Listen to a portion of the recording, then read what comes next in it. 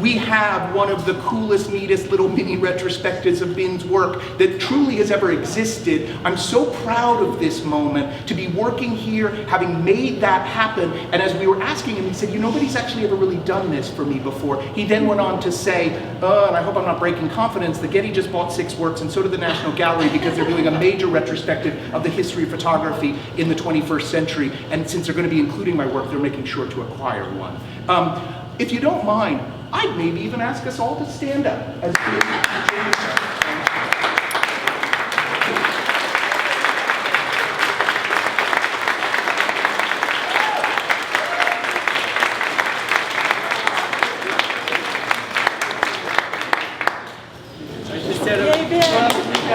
Thank you so much for coming. Oh my God. Okay, here we go. And is my mic on or something? Okay. Oh. I'll talk like this. What we were doing, we both hate public speaking, so we're like the perfect people to be here tonight.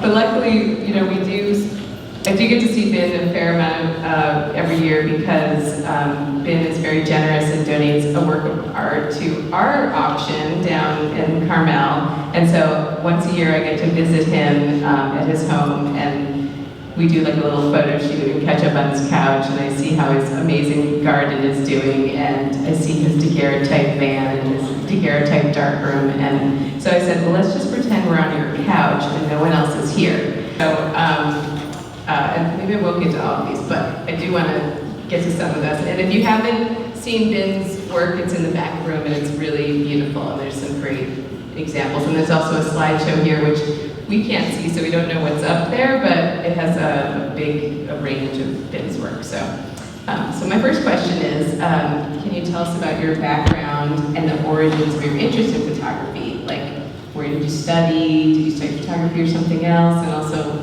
why photography? Wow. Okay, so why photography? Okay, well, let me just rewind. You asked about my background. So I was born in Vietnam in 1977, so it's 2 years after the Vietnam War. And my family and I came to the U.S. as refugees, as boat people, and we settled here in San Jose. And we were living on Santa Clara Street, Alum Rock Avenue. I grew up in that area of town. My father and my parents owned a TV repair business. So I spent my childhood working at a family business, watching my dad fixing TV all day long. And as he was fixing TV, I was always surrounded by media. So there's always, TVs are always on because it's a leave them on so they don't break, and before we return back to the customer. And to pass my time, is I look at a lot of pictures. And I also did watch a lot of TV too, a lot of PBS, which is great. But I also watch a lot of Vietnam War movies because I was so fascinated about that history, a history that my parents didn't talk about. And also with the history that, of course, we're still processing at the moment. So I was just so fascinated with the photographs from the Vietnam War era, and I started looking at a lot of pictures of the Vietnam War. So I guess my liking to photography was from looking at it at an early age. And then the first time I ever used a camera was in the 5th grade. So when I was in the 5th grade, as some of you might know who went through public school here in San Jose Unified School District, is that you go on a camping trip. And I was so excited to go on that camping trip. It was the first time that I get to go out into the, out into the camps. And of course, my parents didn't understand. We as a family didn't really understand the idea of camping too, because it's not a pastime that we partake in as early Americans. But when I was a kid, I would go to my best friend's house, and I would see these pictures of him and his family out in camp.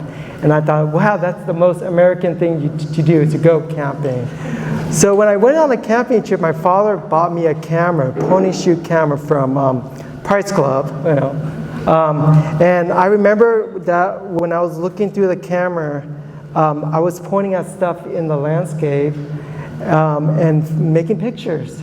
And it was my first introduction. And I think at that moment I realized the power of looking into a viewfinder and capturing moments. Because I knew that I wanted to remember this time, because it was such, I mean, I was like really nervous. I was building up the fear of going on this trip. But it was through that camera that I was able to sort of just, even as a child, to process that moment. So I guess from that day on, you know, going through high school, I got into the arts. I went to San Jose State, major in photography, and then went off, got a graduate degree, and now back at San Jose State teaching photography. So photography has always been my life, and it's pretty much what I do. Yeah, that leads to my second question. I don't know, I have so many questions, but did you learn historical processes in school, or did you teach yourself?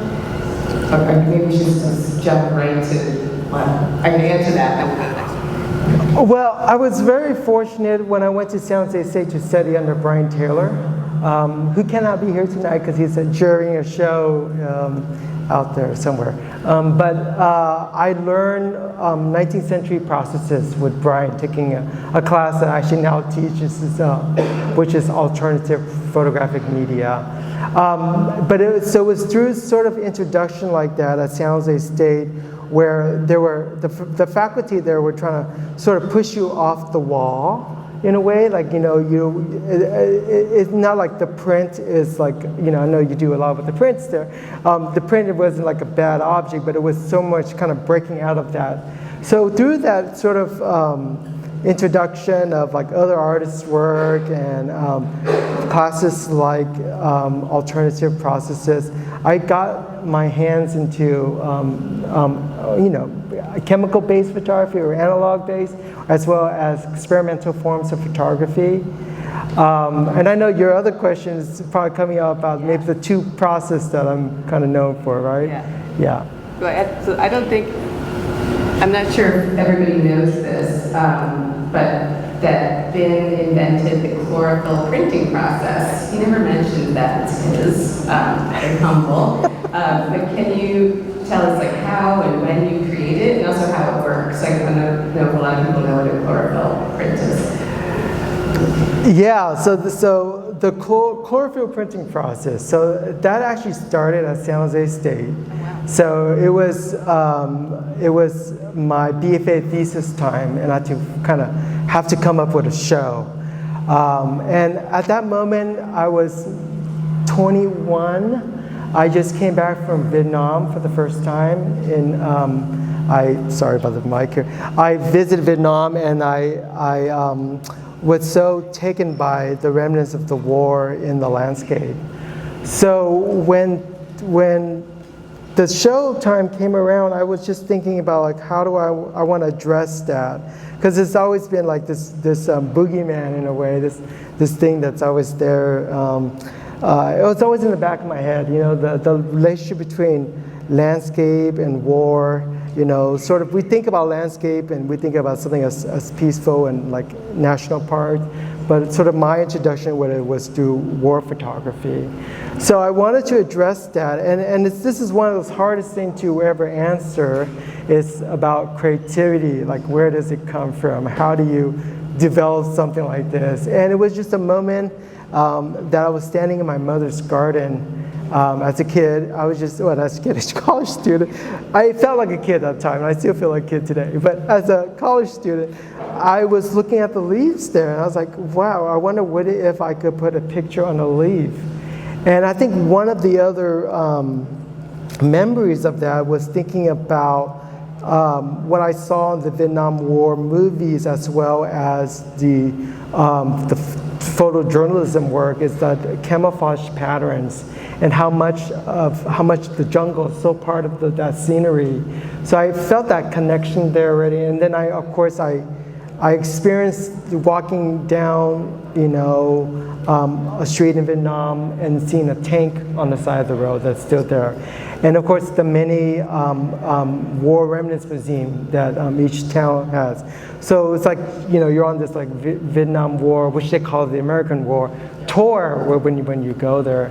So that idea just came, and I started to experiment. That time I knew about contact printing with Sanotypes and Van Dyke, and you just put like a transparency or a negative on top of an image, on top of a piece of paper. But in this case, I put it on top of a leaf, and I expose that to the sun, and the sun will bleach away the chlorophyll, and then afterward I will dry the leaf. And I cast the leaf in resin. And for me, the resin behaves like a scientific specimen. Because when I was a kid in elementary school, I thought I actually wanted to be a scientist. I actually wanted to go into the science.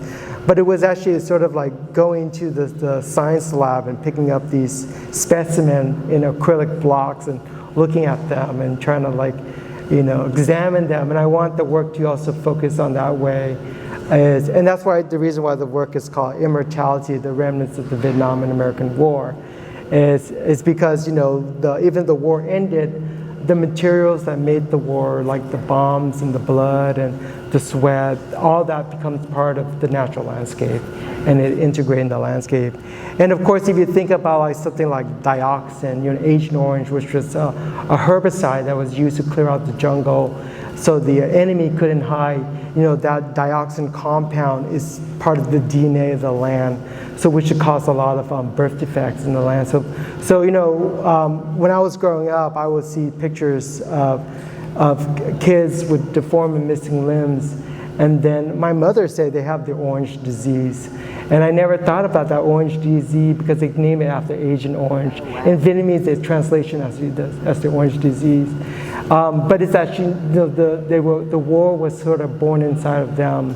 And it's like they went to war and came back with missing limbs.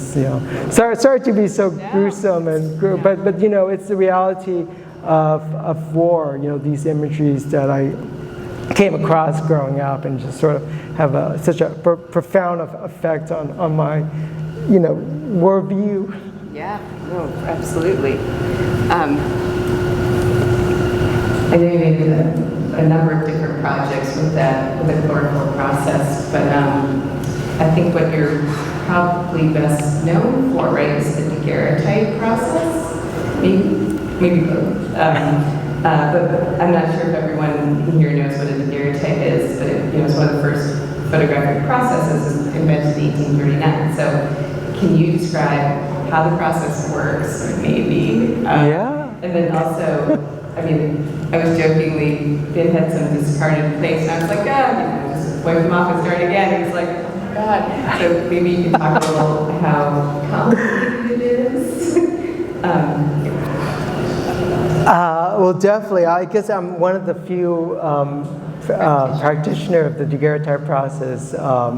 As you know, and daguerreotypes were the first photographic process ever invented in 1839. It was named after a Frenchman named Louis Daguerre, who was an artist who invented this process. So it was the first time that people were able to make pictures of themselves, photographs of themselves. Imagine living in a time that there was no photography at all, and then all of a sudden there was this new technology that came out, and people just went crazy over it. They started just making tons of portraits. It was like, there was tons of like daguerreotype studios down here in San Jose too. When I was at the San Jose History Museum as an intern, as a college student, I was able to rehouse all these daguerreotypes in their collection. And I found like a lot of these daguerreotypes were from here, given from the families that the residents here. So the process is very complicated in a way, but what it is a silver plate made light sensitive with iodine and bromide vapor, and then exposed in a camera. So it's a one-of-a-kind form of photography. So every daguerreotype you see it's a unique object. And then it's gilded with gold chloride, so it's like really super expensive. But then you have this really unique photographic object that you see yourself in it. And that was one of the reasons why I wanted to practice the daguerreotype process, is just that I just love the quality of the mirror image that you, the viewer, also see yourself. And the moment you sort of see yourself in the reflection, you sort of become part of the work, as well as you're very conscious of the present moment. And that's sort of the idea around those daguerreotype pictures. Just as a practitioner of like alternative processes, like how long did it take you to figure out how to make them? Oh yeah, well what I did was I went through the 19th century handbooks and just read through every copies I could find and started experimenting in the studio. And so I make my own plates. I have copper, polish it, plate it with silver. Just like the way they did in the 19th century. It was a long journey. I didn't ask your question, was the timeline. It was a long journey. It started actually in 2009. The thought of it started out in 2009. It was when I went to Virginia. I was living in Lexington, Virginia, Roanoke, Lexington, Virginia, teaching at Hollins University, one of my first teaching gig out there. And I wanted to go there with like thinking about it. And it also was a 1-year thing, so I knew I was going to return, which is like replacing somebody who was on leave. But I wanted to go out there because I was thinking about the Civil War, and I was like, how wonderful it is to make maybe pictures of battlefields and stuff. And so I photographed all these monuments are now removed and things like that, and Robert E. Lee cemeteries. I have all these daguerreotypes of those Confederates. So I was fascinated with that too, because I've never seen like a Confederate flag. So I was like, walking into that sort of landscape. And so when I came back to California, I felt like now, since I know a little bit about this daguerreotype process, I wanted to start a new project, and I was thinking of the national park. You agree? Yeah. So it's from which is kind of strange, because now I'm thinking about the national park. I'm thinking about the Civil War. It first started from the Civil War, and if you think about the history of the Civil War and the national park, is very interconnected too. Because during the Yosemite Valley became a place to protect. In 1865, it was at the height of the Civil War. It was Abraham Lincoln who saw these photographs by Carlton Walken and wanted to make this place as a place to unify the country in a way. Like, this is like what we should, build upon in a way. So it was like that relationship to me was sort of eerie when I thought about that. Since 2012, I guess almost 12 years ago, I've been photographing national parks. Wow. And you're still shooting that? Yes, yeah. It's an ongoing project. So I was looking at your website in preparation for today, and I was reading about and I'm probably going to pronounce this incorrectly, the Pulau Bidang. Yes. Can you talk about this island and the refugee camp there, and also how it was for you and your mother to go back? I mean, that picture of her on the beach that comes up in the slideshow is just so powerful. So in 2003, and this is a way, for other artists in the room here, I was heading off to graduate school, and I wanted to enter graduate school with a body of work in mind. I'm always thinking about like bodies of work, and I think one of the benefit of being a student at San Jose State was that you can be a student and have these solo show every week. So I was like, I really took up that opportunity. I'm talking to some of my students in the audience here, to go and like have a show and like put up work and take a look at it and have people talk about it and then do it again, And so I was always thinking about bodies of work. So in 2003, before heading off to graduate school, I proposed to my mother to go to Pulau Bidang, the refugee camp where we lived for about 9 months before coming to the U.S. So she loved that idea. My mom's here somewhere. And we went, and it was amazing what we found because, we found the remnants of the refugee camp, and then we were one of the early arrivees, I guess. So it was not developed in the 15 years it's been operating as a refugee camp. So we found all these documents, governmental records, testimony. So my mother and I tried to collect as much as we can carry. And there was only one picture that I wanted to stage. It was the picture you just mentioned. My mom holding that immigration document that with all of our photographs stapled to it. So I wanted to photograph her with that. And then we just were taking pictures and exploring. And of course, she's the one with the memories. I was only a baby. So she just, all these, I could see, like as she talked, I could see the memories sort of like coming back, and she just describes these things. And she kind of, I think, I don't know, my mom needs to correct me, but she kind of pointed out where we were living too, And growing up, you hear these stories, if you're from a refugee family, you hear these stories growing up. And usually from the adults or the parents talking about them, and they don't want to burden the kids with them, these stories, because it's something like, you sort of like move on in a way. But I always hear these little stories, and I'm always so fascinated with them, and it was, I think, a project like that was able to, I was, able to hear these stories and be there, and, it's sort of a cool project in a way. Yeah, no, it's great.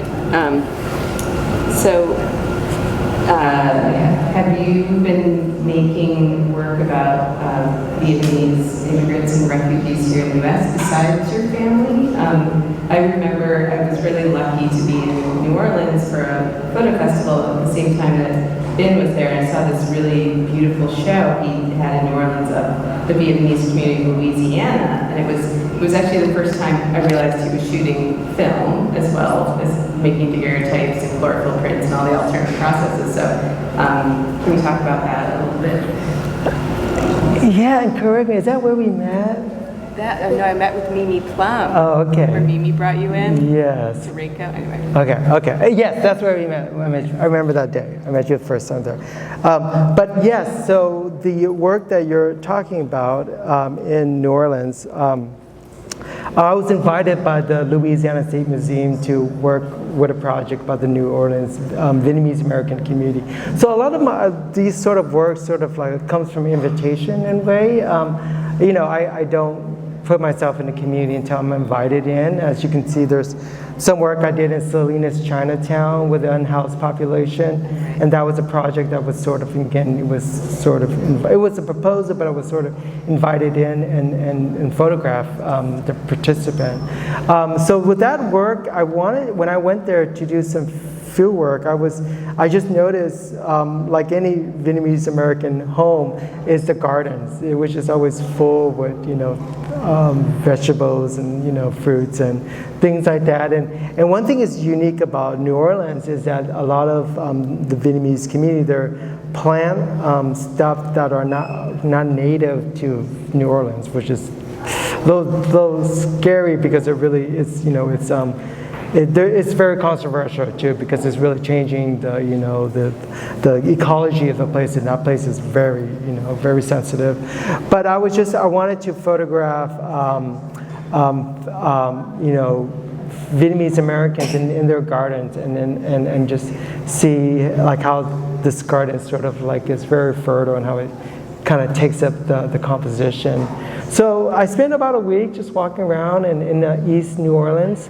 Where I met up with a lot of Vietnamese American who participated. It was sort of a great project in a way. And of course, there's a longer story to that too, because it also kind of ties into Katrina.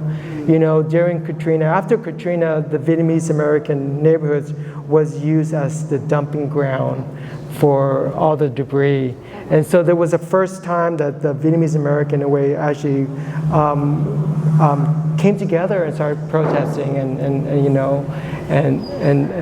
avoid, trying to avoid the city from using their own neighborhood as a dumping site. So there's some of those ideas are in there too. Okay, I know it's really hot in here, so I don't want to keep people too long. Are you sweating? Is anyone else sweating? Let's go through more questions.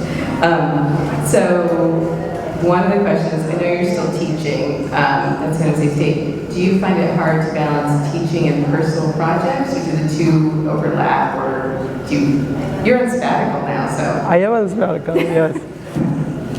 Yes, I'm on sabbatical, so I'm trying to get as much work in the studio as possible, which is quite a lot of hours in the studio. A lot of my work is really physical, because I'm polishing plates, I'm hiking, making pictures. I'm also driving a lot.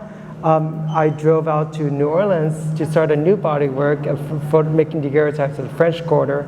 And that was like, a drive there, and of course spend 3 weeks in New Orleans and driving back. And so a lot of it is really, really, really demanding. But it's sort of what I do. I mean, it's like one of these things that you sort of fall into as an artist, and it's like it's sort of working, and you continue working. Back to your question, I try to find time during the semester to make art. I think I'm always, it's always fun also when I'm making art with my student.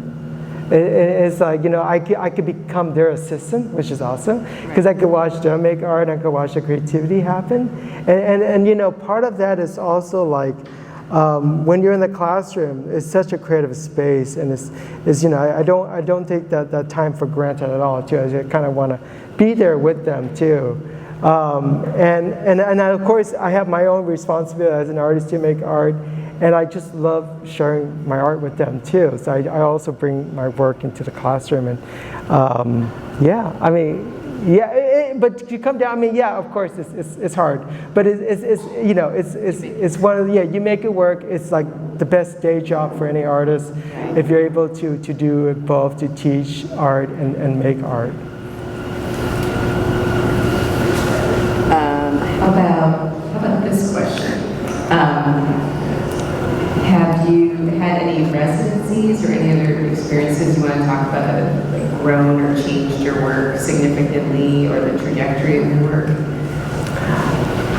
Well, You can say skip question. well, I've done a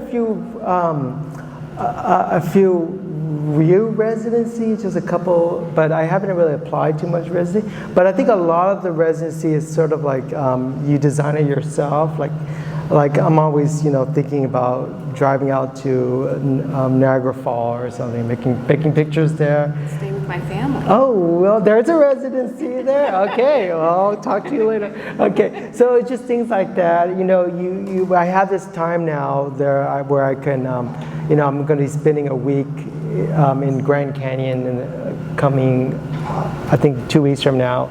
So it's great to be sort of fluid and be able to just jump in the car and do the road trip. And that, there's something, of course, there's that connection between road trip and photography. You think about Robert Frank or, stuff like that. And it's so ingrained in the stuff I do, because I'm a type of photographer. Even though I do studio work, like inside, like studio, but most of my subject is outside. I go and look for pictures.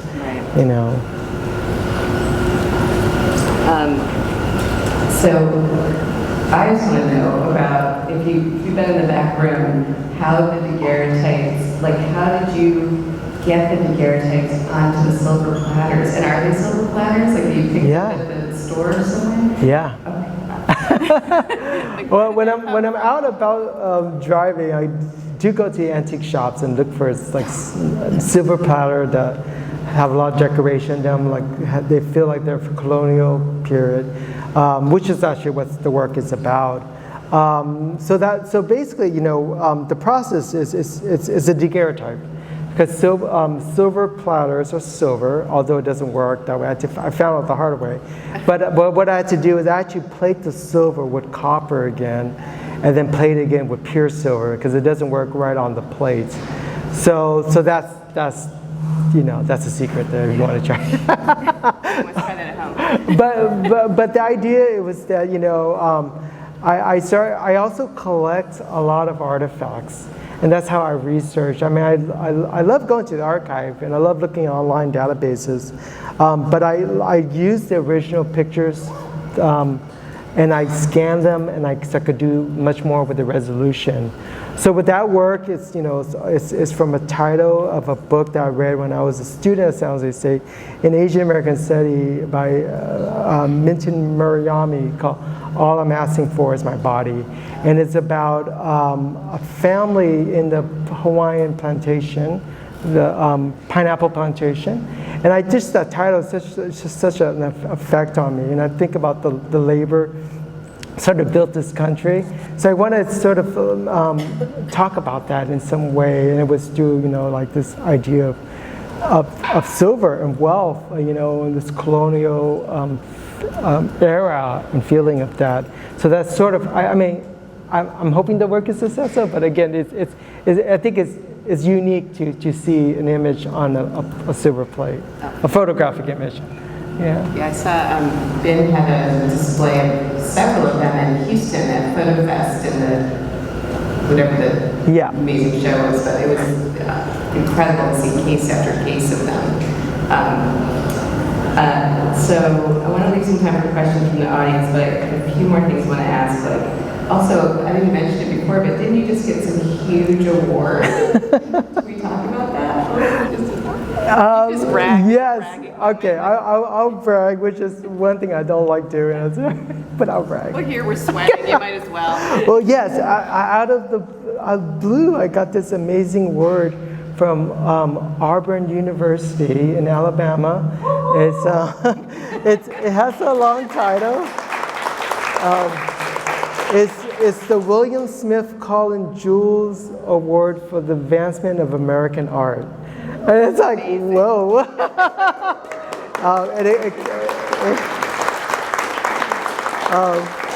And it was something that it was behind closed door. I guess I was nominated, and then they went through a jury process, and I got a call from the museum director that I received this award.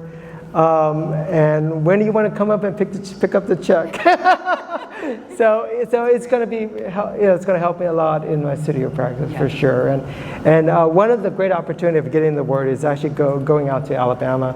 I'm going to spend a week there to do some research and go to some of the civil rights landmarks. Perfect. So Works out. Okay, there's two more questions in the audience is yours. Or maybe just one more. Just one. What is on the horizon for you as an artist? Or do you want to talk about your current projects first? I don't know. I mean, well, I can pause the video, but there's a slide here where I have a QR code. I was trying to be as, I got to market myself these days. And which you also, your question about what's going on. We have some couple local and a couple shows that's happening, projects at the Huntington Library and Cantor Art Center, and what other one I forgot. But there's Santa Cruz. Oh yeah, the Santa Cruz one's it's Love and Revelation. It's going to close this weekend. It's a great, small, nice, cute show. So yeah, just and of course I'm always making art. I have this not body work, but I have a lot of work that I had to fix and gill and case. A lot of work I made in New Orleans earlier this summer. I mean, I made like almost like 60 daguerreotypes, and then like 20 of them are like with the keepers. And there's one of a boat too. It's a touristy boat. But anyway, I'm trying to process what this work means. It's like an atelier work where I go out and make pictures, things like that. So yeah, just trying to figure out like the meaning of these work and like why show work. So of course, a lot of studio time is trying to figure out the concept behind the work. Okay, this is my last question, and let the audience take it away. I have like a recommendation letter. People got nervous that I had 5 pages of somebody's recommendation letter. What advice do you have for emerging artists? Oh my God. Okay. Wow. Advice for emerging artists. Yes. When somebody asked Jim Goldberg that, he said, "Don't be an artist." Oh, ouch. Well, it's not an easy career, but it can work out if you put your time, effort, and your joy, your desire in it. I think it can work out. Of course, the practical advice is to have a day job. Of course, we all need that. And as every artist, and I'm sure you started out as an artist too, right? Now you're an executive director. Wow, executive director of the Center for Photo. Yeah, I mean, it's. I think the one advice is like just continue making art, even though you might not. You don't want to have a mini retrospective like I did, but some, I think what artists love is making the work. I mean, we love showing it too, of course, because it's, it's a form of communication.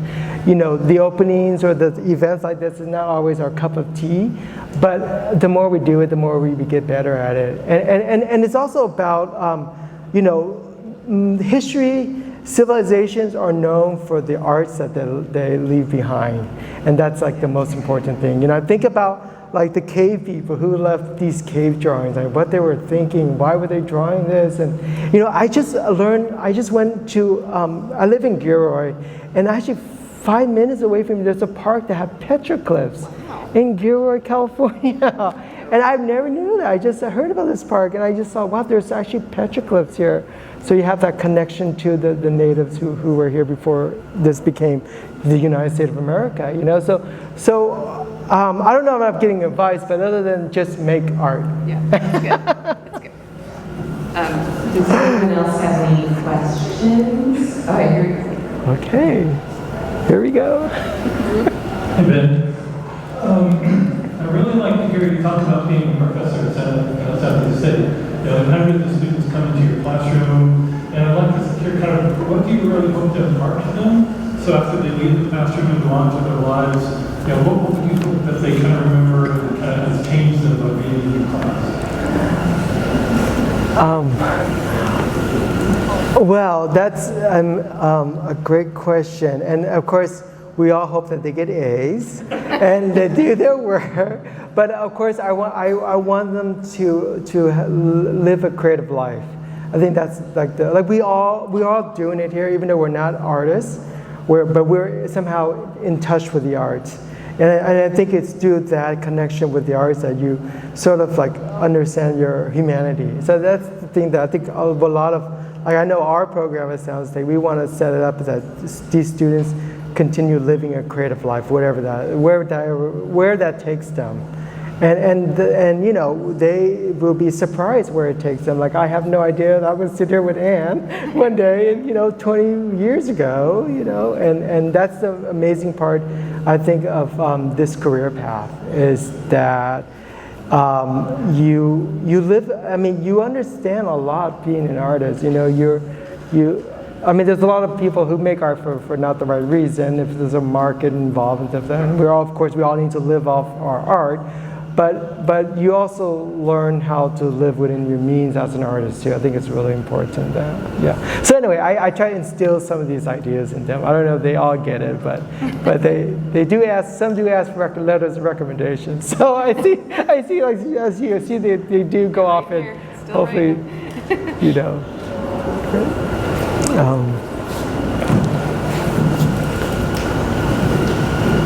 Thank you both so much. Thank you, Binh.